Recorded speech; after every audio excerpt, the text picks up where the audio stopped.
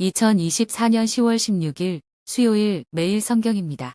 본문은 열왕기하 25장 8절에서 30절까지 말씀입니다. 제목은 무너진 유다 왕국, 다시 찾는 소망의 길입니다. 오늘 말씀을 정리하면 다음과 같습니다. 이제 유다 왕국은 무너졌습니다. 예루살렘 함락 후 많은 사람들이 처형되고 바벨론으로 붙잡혀갔습니다. 그러나 이것은 유다 역사의 끝이 아니었습니다. 하나님은 바벨론에서 투옥되었던 여호야긴을 석방시키셔서 유다의 희망의 불씨를 남기셨습니다.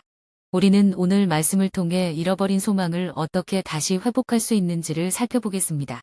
이를 위해 말씀을 자세히 들여다보겠습니다. 먼저 8절에서 21절 말씀입니다. 바벨론에 의해 유다는 무너지고 백성들은 포로로 끌려갑니다. 예루살렘은 함락하고 성전 과원궁은 불타버렸습니다. 하나님이 임재하시는 예루살렘 성전은 절대로 멸망할 수 없다는 성전 불패 신앙이 무너졌습니다.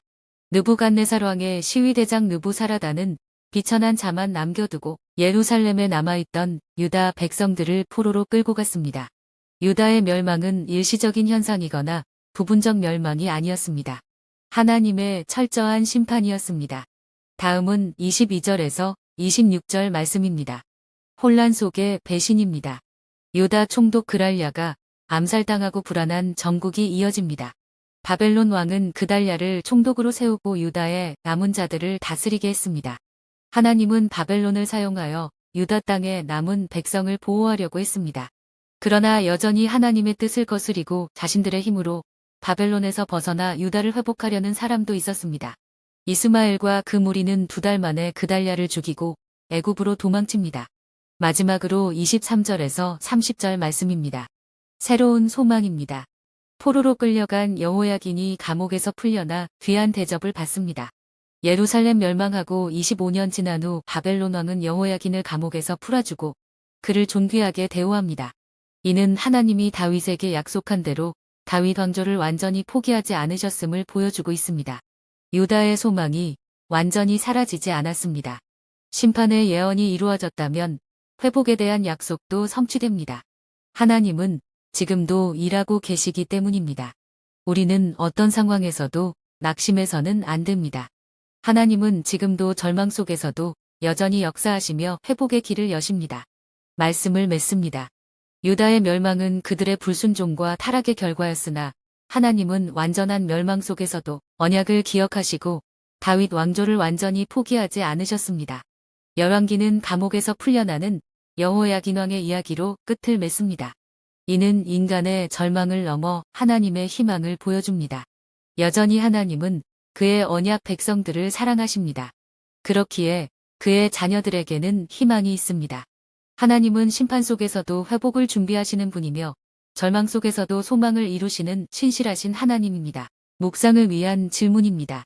첫째, 예루살렘 성전은 유다 백성들에게 어떤 의미가 있으며 유다 백성들은 예루살렘 성전이 파괴되는 모습을 보면서 어떠했을까요?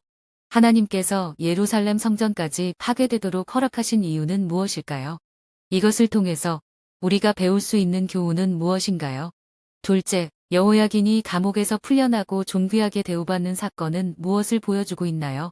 이 사건은 유다 백성들에게 어떤 희망을 주었을까요? 묵상을 위한 적용과 실천입니다. 첫째, 유다 백성들에게 있어서 성전의 의미와 파괴에 대한 반응. 예루살렘 성전은 유다 백성들에게 단순한 종교적 건물이 아니라 하나님의 임재와 보호를 상징하는 거룩한 장소였습니다.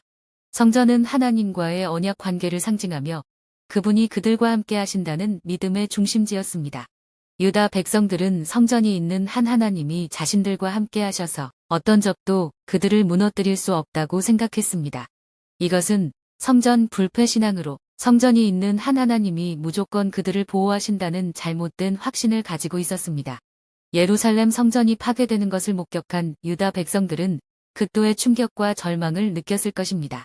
그들은 자신들의 정체성과 안전이 무너졌다고 절망했을 것입니다. 하나님께서 성전 파괴를 허락하신 이유.